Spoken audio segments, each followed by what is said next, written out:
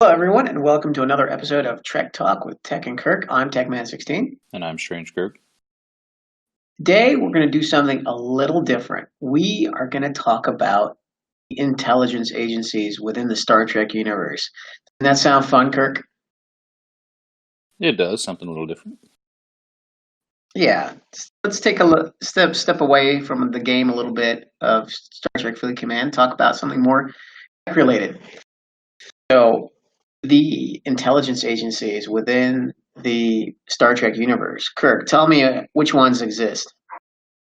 Well, thus far you have Section 31, you have the Tal Shiar, and you also have this Zhat Vash that is referenced in Picard, but not really much is known about it except for they hate androids. And there's the Obsidian Order. There's also a little-known Vulcan intelligence agency that, for the life of me, I cannot remember. But it's not really talked about much. And apparently, there's also a Klingon intelligence agency that's also not referenced very much.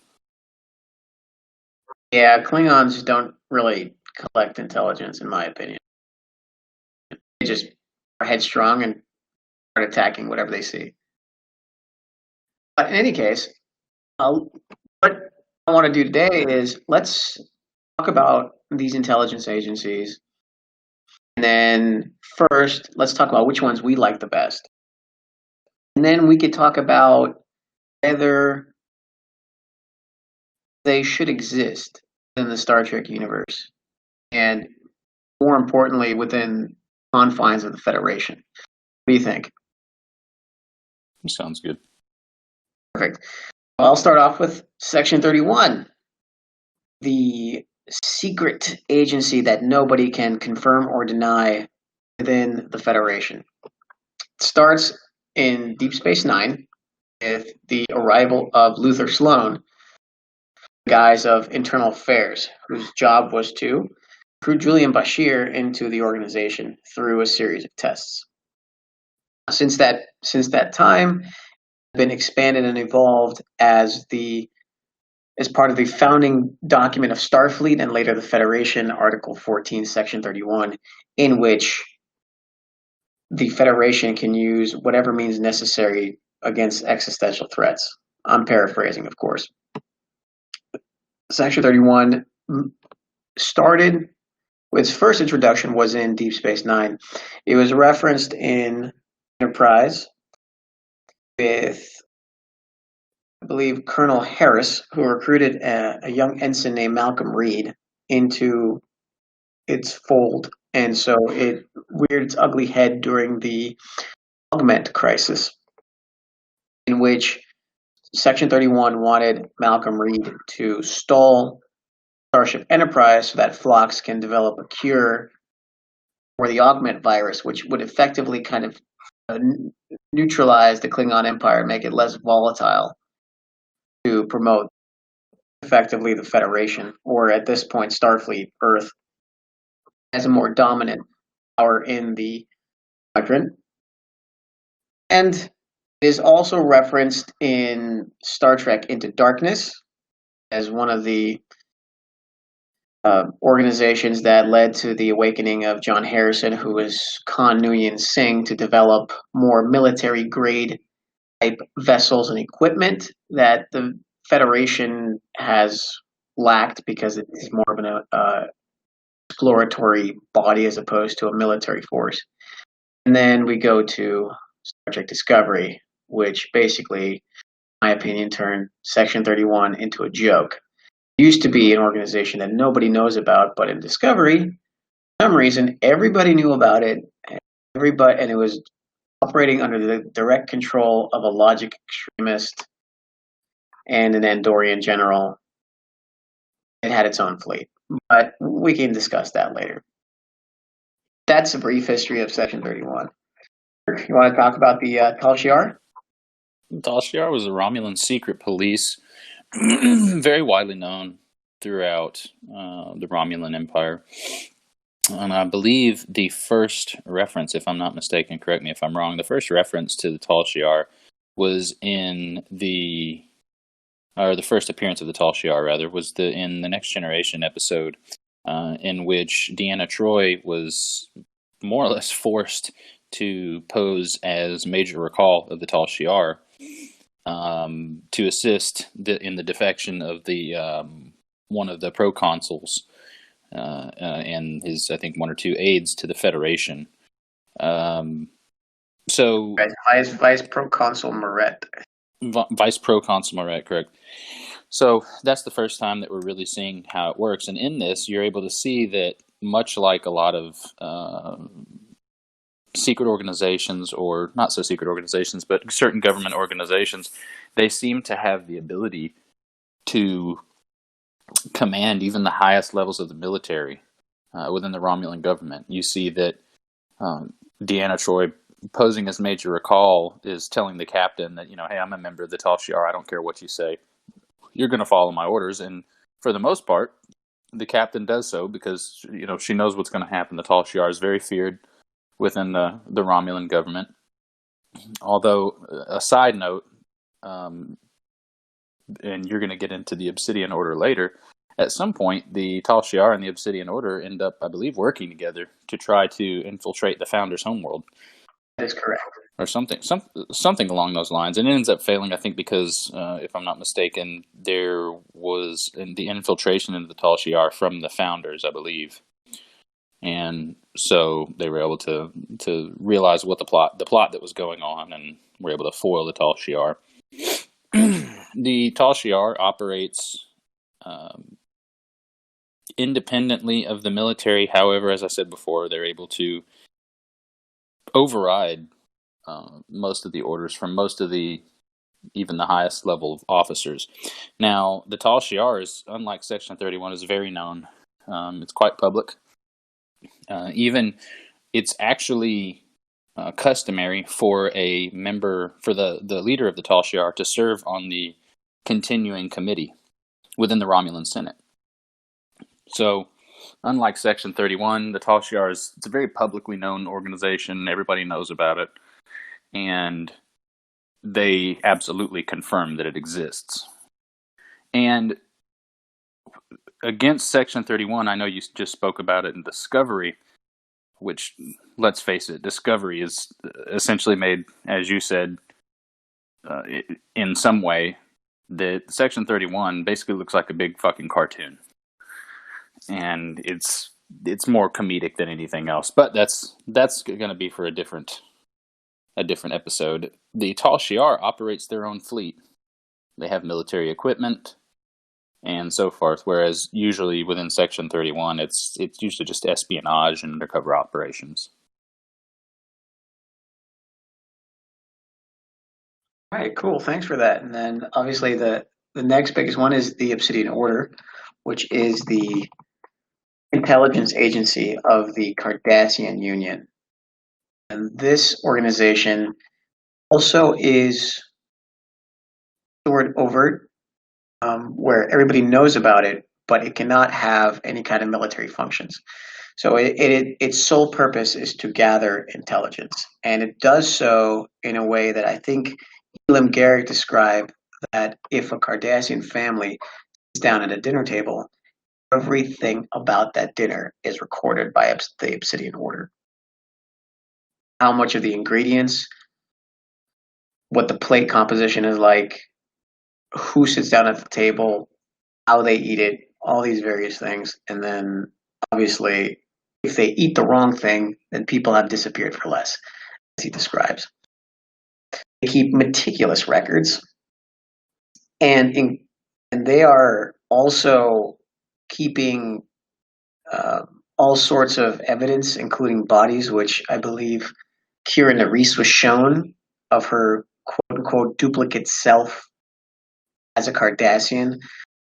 They did this in order to try and out the legate, who was sympathetic to the dissent within the Cardassian. I think it was called the Cardassian dissident movement.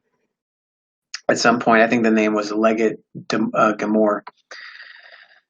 Enabrin Tain was the most well-known head of the Obsidian Order, and he is, spoiler alert, the father of Elam Garrick, and he ran the organization basically with an iron fist.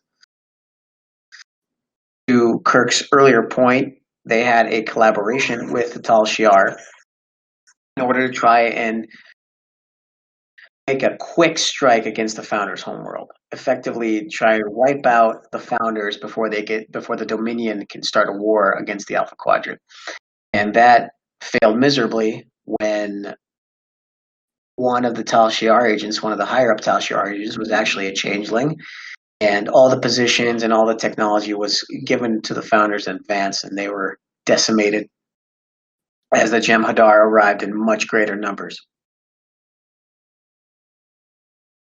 The Obsidian Order is was still operational during the change. The Asciid joined the Dominion. However, those members were killed off because of their connection with Garrick, and how Garrick is despised by Gul Dukat for killing his father. Similarly, the Obsidian Order also operates like a terrorist cell, where code names are given and nobody uses anybody's real name, and they have small cells that does surveillance and intelligence. I think that's a brief enough history of the Obsidian Order. Obviously, for more information, feel free go to Memory Alpha and Memory Beta if you want to look at the books that kind of tie into these storylines. On a side note, before we go further, by the way, the name of the Vulcan intelligence agency was the Vashar.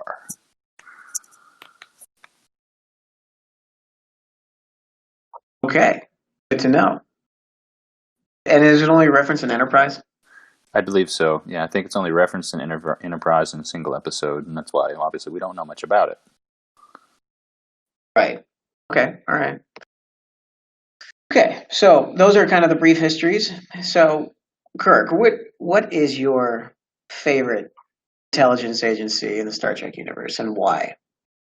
I think it would have to be the Tal Shiar, just for the amount of information that's known about the Tal Shiar. For example, if anybody is familiar with the Star Trek Countdown, which is the comics they came out with prior to the movies being released, the newer movies, you would know that the Narada has the weapons that it does because of the Tal Shiar and the Borg nanoprobes that they experimented with. So yeah, I do remember reading that. Yeah, so it used to be like a garbage scour or something, right? And it was a mining vessel. It was a mining vessel, and they basically, from what I can recall, Nero volunteered to assist in mining the ditranium, or it's not dilithium. I can't remember what it was. Start with a D, but offered to mine it for Spock to be able to use for this supernova that was coming and that was going to wipe out Romulus. And somewhere along the way, the Tal Shiar gets involved, and they end up using the Narada for these new weapons. And that's why in the Star Trek movie, whereas it's also from the Narada is also from the future, but it also has these Borg nanoprobe weapons. And as we know, the Borg are one of the most powerful, not races, but factions in the universe. So it's interesting. Was it ever explicitly stated in the movie that it was Borg infused technology? No, that was something that was brought up in the comics beforehand. So no, that was never referenced. It was also never referenced that in the comics prior to the movie, Nero and Spock actually had like a sit down and had tea together and were talking about it and things of that nature. So there's a lot of stuff. Star Trek Countdown, for those of you who haven't seen it, it's the comics. They have a countdown for the first movie, Into Darkness, and then I think they have one for the third one for Star Trek Beyond. But take a look at that. I like the Tal Shiar because of the amount of backstory that is available for the Tal Shiar, because of the amount of appearances. And if I were going to have to choose one for functionality, I believe it would be the Tal Shiar, based on the fact that they have their hands in everything. So they have they have their own fleet that they're able to command and conduct military operations. They have their hands in intelligence, counterintelligence, and they also have the backing of the Senate. So there is, to me, in practice, you would think that there's almost more accountability for the Tal Shiar than there would be for the Obsidian Order of Section 31. Because the Obsidian Order, yes, they operate in a different capacity than Section 31 in that they're a lot more public. And they're nowhere near as public as the Tal Shiar. And as far as being, a member of the Tal Shiar being a part of the Senate. So I feel like there would be, hypothetically, more accountability for their actions, if that makes sense. Whereas Section 31 can definitely get away with doing all kinds of questionable things. The Tal Shiar may do questionable things, but at some point, there is a stop. The buck does have to stop somewhere. So, basically, what you're saying is that you like the Tal Shiar for the fact that it's got accountability to it. Like it's not a rogue organization that could do whatever the hell it wants. There's some sort of accountability to what they do. They are autonomous in how they do it. Right. So at some point, some member of the government ends up having to sign off on it, which is the way that it's written. So at least there is some sort of oversight, and it's not just, let's just show up to work and do whatever we want to do that day. On that note, there is still due missions outside of the normal Romulan military structure, in which puts an odds with the actual Senate and the government itself. I mean, basically the episode that you referenced with Deanna Troi, where she was Tal Shiar. I mean, she was giving orders to do something that they did not want to do or thought it was not of the normal path, if you will. Oh, of course, absolutely. But it's referenced several times. The military doesn't trust the normal Romulan military does not trust the Tal Shiar, and vice versa. It's even said, I can't remember who said it, but it said that the Tal Shiar doesn't trust anyone because they're looking for someone to be lying, therefore they find it. So, it's like the age-old saying: "Don't listen too closely to what your friends are saying because you may hear something that you didn't want to hear." And was Sela part of the Tal Shiar, or was she part of the Romulan military? I forget. Sela, no, I can't remember. I know that I can't remember. That's a good question. I think at one. I don't remember that she was ever. No, I think at one point the Tal Shiar was trying to undermine Sela for something. I can't remember. I don't think she was a part of the Tal Shiar. I don't remember though. She might have been just Romulan military in that case. Yeah. She was doing. I mean, what she was trying to do with the invasion of Vulcan by taking over Vulcan. I believe that was a military operation as opposed to a Tal Shiar operation. So I guess I'll go next with which organization I like, and I have to qualify what I'm going to say because I have to split Section 31 in two parts. Section 31, the Rick Berman and Brandon Braga universe, which just includes DS9, Enterprise, Voyager, the Next Generation, and then the J.J. Abrams verse, which includes the movies and Picard and all the new shows that are coming out. Anybody that wants to argue with me about where that separation happens, you're more than welcome to leave a comment, message me. I don't care, but that is my line. Once Enterprise ended, that is the end of the Rick Berman verse, and then anything after that, that's J.J. Abrams land with Robert Orci and Alex Kurtzman. So in the Berman and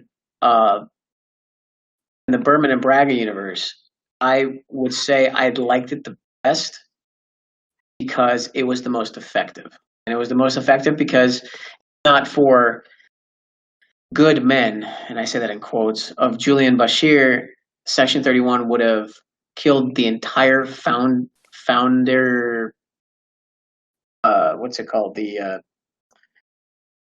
the Great Link. It would have committed genocide against the founders. It also installed its own puppet in Koval in the head of the Tal Shiar to give the Federation favorable advantage after the Dominion War onto the impending war with the Romulans. And it was able to really get in and out and collect intelligence on a basis that nobody even knew that existed.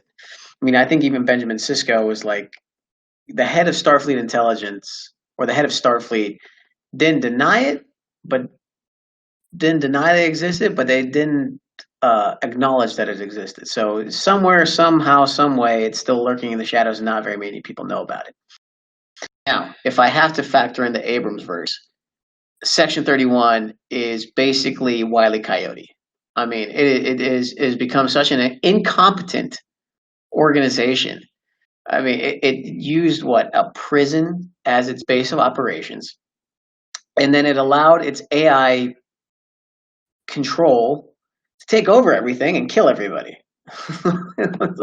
like, oh, great secret organization you got there where it's basically dead.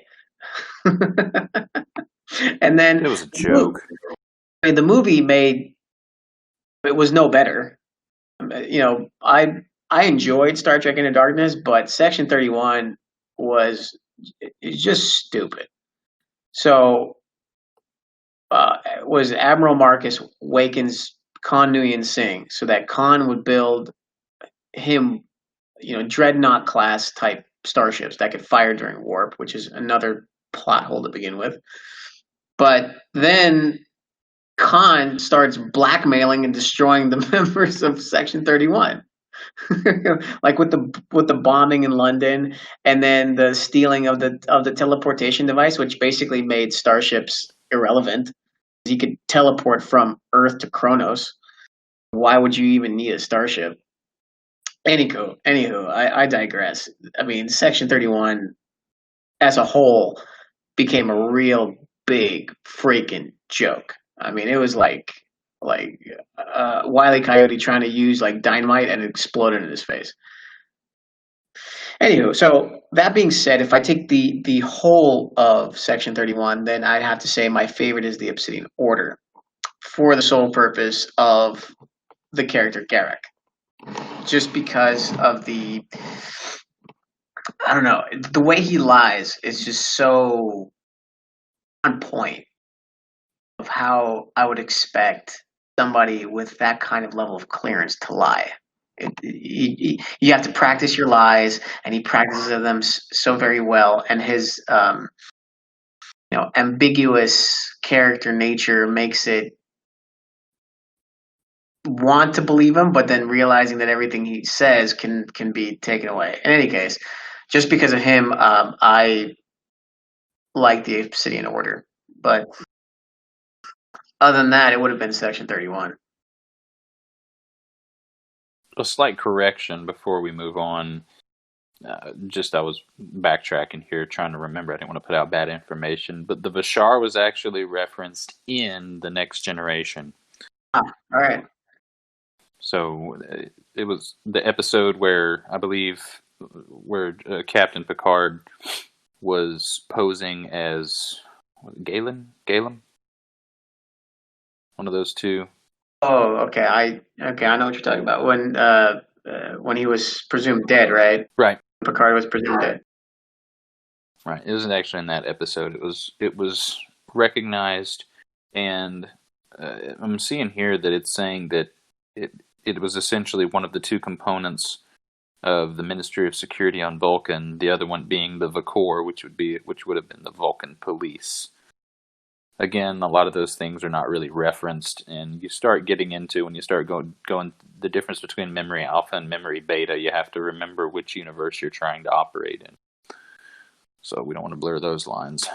Well, memory beta is the non-canonical universe. Of course, but if you're not paying attention, you may read some information that's incorrect in the memory alpha. So that's a good point. So with that being said, we've discussed the various agencies that we know about. Of course, There have been some other secret police organizations on some of the different races that they're encountered throughout the show and so forth. But obviously, those are one-off episodes. There's not a lot known about them, and they're not exactly a continuously or reoccurring part of the show. God, I would have loved to have known the Ferengi secret police. Can you imagine the cartoon characters in that one, right? So we've heard about the which we actually do know that the Ferengi do have the I can't remember what they're called, but basically like the auditors, and they come around and they make sure that Yes, I know what you're I talking can't about. think about it, but they basically come around because they come to Quark often. Yeah, Brunt. Brunt, and so they audit and then make sure all your books are in order and everything, and of course you bribe them. But so obviously we know that exists. But moving on, we've talked about the various agencies, some of the backstory of them, a brief history. We've talked about our favorite ones for whatever reason or another. Now, I think that we should probably get into: do they serve a purpose? Are they necessary? And if so, why? If not, why? Yeah, and let's keep it confined to the Star Trek universe.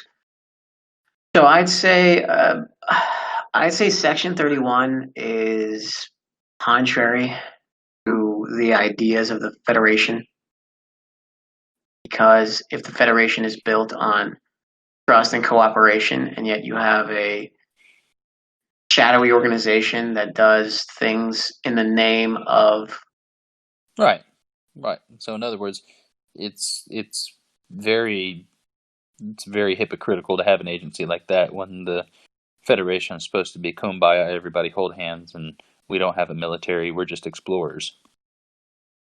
right. And the biggest inconsistency, and don't get me wrong, I think Deep Space Nine really addressed the morality in various questions with enough of a quasi resolution, but enough doubt that makes you kind of want to believe that Section 31 is necessary.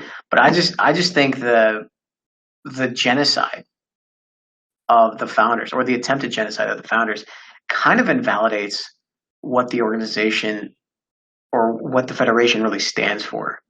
And if anybody within the Star Trek universe, or at least the higher up, should have known that this is not what we stand for, and should have kind of either dissolved or stopped funding it in a way that could have like removed the organization within the Berman and Braga universe, of course. Well, when you think about the things that were going on at that time you had the founders, the Dominion, and they were definitely a powerhouse.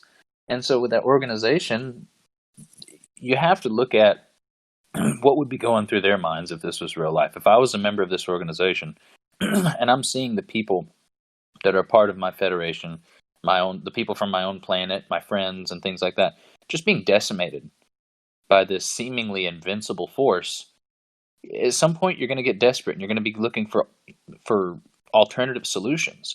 And so the idea that you're able to wipe out your enemy, quote unquote, in one fell swoop is very appealing. So at that point, I think the idea for a lot of those people of morality kind of goes out the window. At this point, we're in war. My objective is to kill this other person, to kill these people, and to prevent my people from getting killed and myself from getting killed. So I think that you are correct in that the organization in itself contradicts what Starfleet stands for. However, the way that they go about doing things may be the wrong way.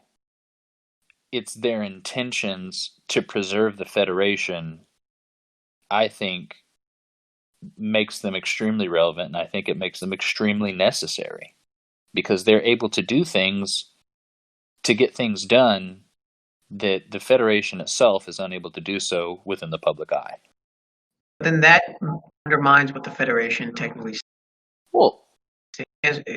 The Federation stands for, cooperation, stands for exchange of ideas and technology, and bettering the lives of its citizens.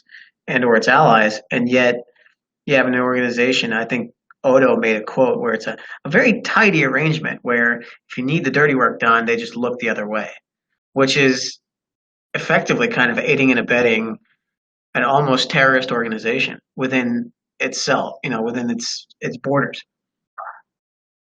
Oh yeah, well, what's the difference between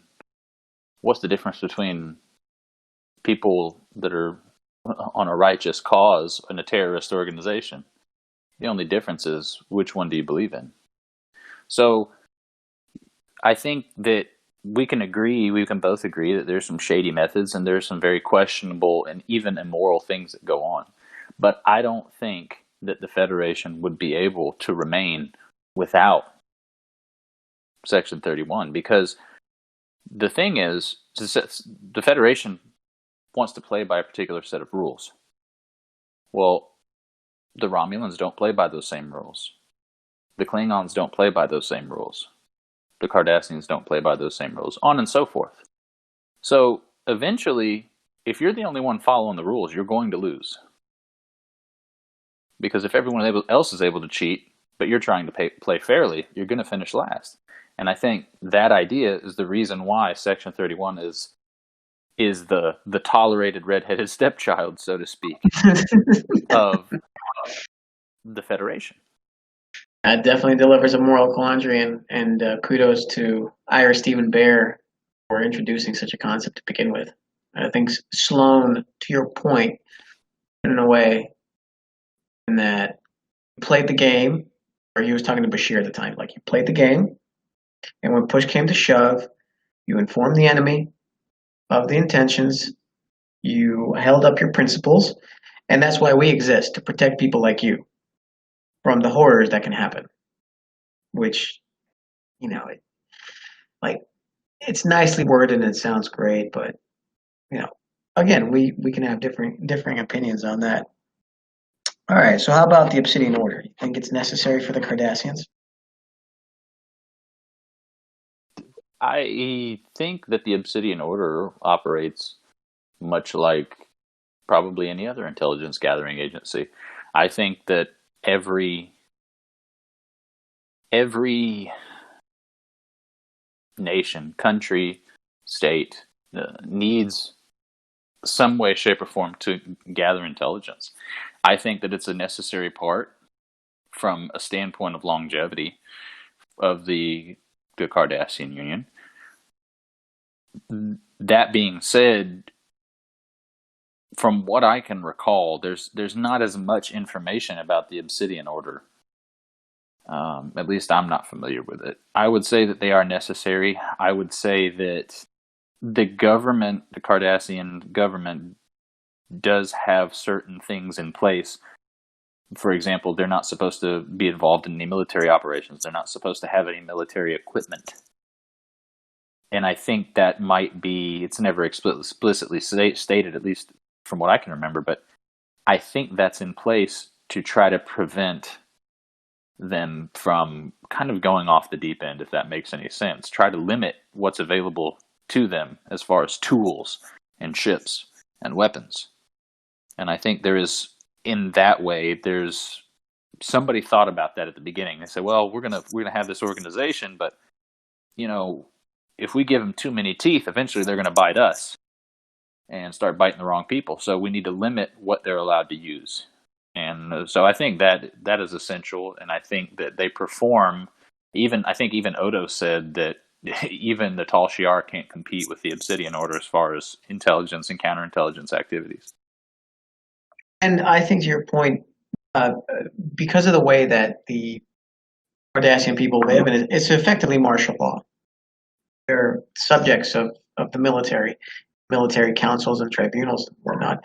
And so I think this organization fits the services of espionage and security very, very well by the way they collect intelligence. So I think out of all three, organizations, for me, I think the Obsidian Order is actually the most fitting of all three in terms of its purpose, its function, its accountability, and its reputation slash fear within the Cardassian community. And the way it operates is very different tactically as opposed to the Cardassian military, where the Cardassian military is all about showing force and ships and all these things. The Obsidian Order is all about shadows and operating as semi-autonomous cells, and they still do report to what was it, the top of council, I believe, and they present various activities that would also question the military as well. So the military is not above the surveillance and the espionage, as shown by the episode with Gamora of being subjugated by the Obsidian Order for information. Yeah, absolutely. So there's some. It seems like there is a little bit of oversight there as well. What do you think about the Tal Shiar within the Romulan framework? So with the Tal Shiar, I think that, like I said, the oversight is there. They're even a member of the head of the Tal Shiar is even a member of the Continuing Council. So they exist for numerous reasons, and they have there is some oversight there. I think that they are definitely necessary because of the Romulan Empire, and it's stated over and over and over and over again, and it's always mentioned that the Romulans are very untrustworthy people. It's referenced in Picard, even when they talk about how, I know that Romulans don't like to trust people, and what's your real name? I think it was asked, and it's kind of a norm within the Romulan Empire, deception and lies. So the Tal Shiar being able to get down to the bottom of it and try to sift through that and figure out exactly what's going on, I think they're absolutely necessary for the Empire. They do conduct some questionable things, but again, to play the devil's advocate, if you have an empire that you're going to run the way that one's run, you have to have you have to be able to keep your people in line. And so in that respect, that agency serves that purpose. It's interesting because humans have always been kind of a secretive organization, and they had the military and the military operations and forces. It just seems that the Tal Shiar, I mean, at least to me, it just seems that because the Romulan society is so secretive, or as I think Picard's Romulan, people that lived on his vineyard said that the word secretive is just kind of redundant because that secret is the Romulan society. But if everything is secret, and they have a giant military, and the military carries out all these operations, why have an extra organization that is more secretive than the secret society that you've already built?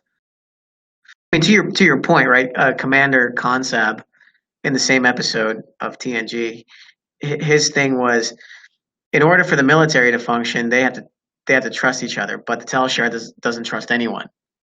They expect deception, so they always find it. And what is the point of having an organization when your entire society is based on secrecy and basically lies? Well, the perfect example would be if you have a spouse that regularly goes out and has affairs and cheats on their significant other, and because they engage in this activity, what's the first thing they're going to look for from their significant other? The same type of activity. Because you're doing something means that's something that's expected. Sure. Right? So if you operate under this huge secrecy umbrella, and you're so afraid to let anybody know what's going on, and the Romulans and the Federation during the Romulan War, they never saw each other. They had never seen each other. And not until the original series. Correct. So this is how secretive these people are.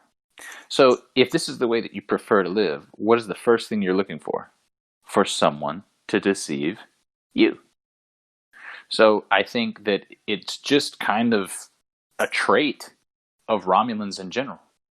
So if you operate in a way that's very deceitful, you're going to expect it. So how do you combat that? You create an organization that uses deceit to combat the deceit of others. It's a vicious cycle. That's you know what, I get it. I understand where you're coming from. It makes sense. It's based on deceit, so you create an organization that doesn't trust anybody for any reason. Exactly, to include themselves. It makes my brain hurt. Can you imagine trying to live in that kind of society? Well, I have a friend of mine that grew up in the Soviet Union. I'm sure we could have him on one day. Well, again, the Soviet Union wasn't necessarily all secretive all the time. Within the general populace, it was actually very normal, if you will. Could you imagine? Just think about the freedoms that we enjoy and that we've enjoyed for years, and then think about having to travel from California to one state over, and you're having to get it approved, and it has to be documented and signed off on. Just differences like that. So no, I don't. Luckily, we live in one of the greatest countries in the world, so it's not something we have to worry about. But I think that for the most part, just like a lot of societies and any society that's controlled in that way, fear-based, I think that most of the people, if they were to tell the truth, would tell you that they were unhappy. They disagreed with it. They didn't like it, but they were afraid to speak out because they didn't want the Tal Shiar to show up one night and drag their father out into the street. And those are things that happen. The Obsidian Order would just make you disappear. Exactly. The Tal Shiar, what are you going to do? It's the Tal Shiar. You're not going to be able to do anything. There's no appeals process. That person's just going to disappear after, you see him dragged out of your house, and that's the end of the story. So it's a fear-based society, and so is the Cardassian Union. And I think that you can see where both governments use those to their advantage. Control the populace, sure.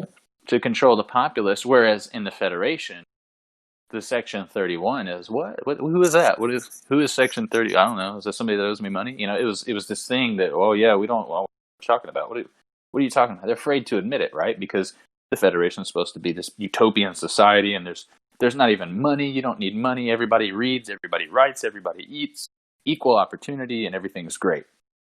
Sure. But we have this. But in case we have to get our hands dirty, we have this little organization over here that does all that stuff for us. And they operate, in the shadows, and they don't actually make people disappear for people who know who they are. Right. Anybody who starts spouting Section 31, oh, you're great. With the exception of Discovery, of course, obviously, because Discovery made Section 31 a really fucking big joke. I think I've said it in every episode we've done till now. I hate Discovery. Brilliant acting in there. Some of the things that were presented in there were really good. But the Klingons turned in my opinion, the Klingons turned into a joke. Section 31 turned into a joke. It was, I felt like I was watching Transformers with a Star Trek theme. Yeah, the Klingons, man, it really undid a lot of Klingon mythology with Discovery, didn't they, in a short few episodes? Yeah, it's very frustrating for me. Just the idea of some of this stuff, like, hey, here's a Klingon in a human's body. What? Like, what do you? Whatever. I watched it again. There was some good acting. There were some good episodes, but let me not go down that rabbit hole and get down off my soapbox. We'll save that for another episode. Yeah, we'll definitely do a Star Trek Discovery episode. The pros, cons. We'll have to have like 2 episodes just for the cons. Well, at least from me, and God help you if I'm drinking. Yes, yes. Let's not do that because you'll never shut up about Discovery. It'll just be as long as Discovery has been running. It'll just be your rant how much you hate it. It will just be Mystery Science Theater, Star Trek Discovery. All right. Anything else you want to add about intelligence agencies? No, I think that we've covered everything, and we don't want to bore our listeners to death, but it's worth checking out, guys. Don't forget that you don't have to really go through and watch every single one of these episodes. There are a lot of people who are way bigger Trek nerds than we are who have done a lovely job of compiling all these clips into one little movie. And you can go on YouTube and other various media platforms, and you can view these. You can also go onto Memory Alpha and look up. They even have a nice little list. Everything's neat and tidy of every reference and every appearance. So even if they're referenced, but someone from the Tal Shiar doesn't appear, it still tells you what episode they were referenced in. So remember that. Then you can go back and watch those episodes. Correct. So, for anybody listening, let us know either in the comments below or to us directly. What is your favorite intelligence agencies? Or if you haven't even thought about the intelligence agencies, rewatch some of those episodes and let us know what you think because we're interested to know. We really are. We're really open for discussion. And to be quite honest, if you bring us questions that we feel are either controversial enough or good enough questions that are really worthy, we're probably going to ask you to be on and talk to us about it. That's a very good point, Kirk. With that said, I want to thank everybody for listening. This has been Trek Talk with Tech and Kirk. I'm TechMan16. And I'm Strange Kirk. And we'll see you guys next time.